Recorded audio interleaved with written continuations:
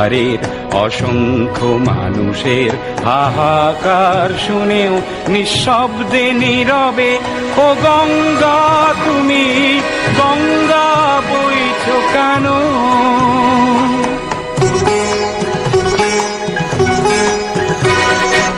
নৈতিকতার স্খলন দেখেও মানবতার পতন দেখেও নির্লজ্জ অলস ভাবে বইছো কেন?